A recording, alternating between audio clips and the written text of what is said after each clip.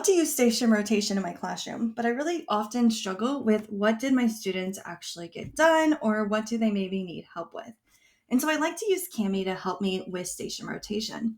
So what I'll do is I will go over to this template right here and I'll customize it. So you can kind of see here, I'll put station 1, station 2, station 3, station 4, and I could change this to whatever activities I wanted to for my students.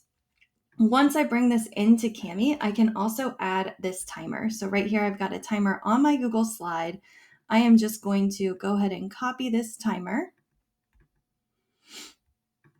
And then when I'm on Kami, I can go in to add media and I can go to YouTube and I can paste the URL.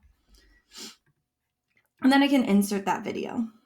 So this is a 10-minute timer that I'm able to use for my station rotation.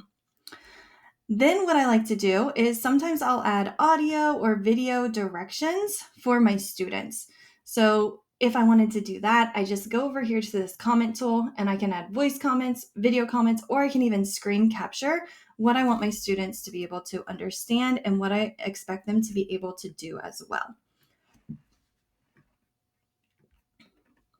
After I kind of have all of my template, my directions set up, I will then go to my learning management system and I will create a Kami assignment.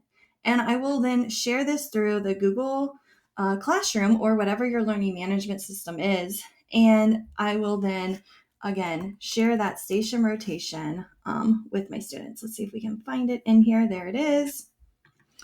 And then once I'm adding this in, I can either make a copy for each student. So every student would get a copy and then I could use the classroom view to see it all side by side. Or I could just do it so every single student is able to edit on the same copy. And so then what happens is I can share this with my students.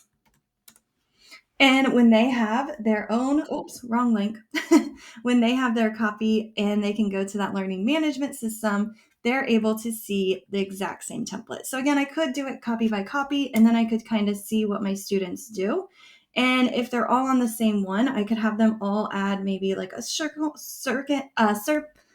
shape or certain type of thing. And I can say, okay, once you're finished, add that shape to that station rotation. So this is the students in, right here's the teachers in. And if I just hover over this circle, I can see which of my students have completed this station. And I'm able to kind of say, okay, my students have grasped at the understanding, or I need to pull up this student because they're behind pace, or whatever you need to do. Your students could also use the drawing tool and they could add like a little dot. They can add the text tool and add comments or explain something in more detail. They can also use voice or video if they have a question or have some clarification about that assignment. So again, I like to kind of have every single student on the same document because then they can add their little circles or shapes to show that they have completed this assignment, and I can quickly see how many students have finished that activity. And again, it just lets me track and see where they are in their understanding of the material.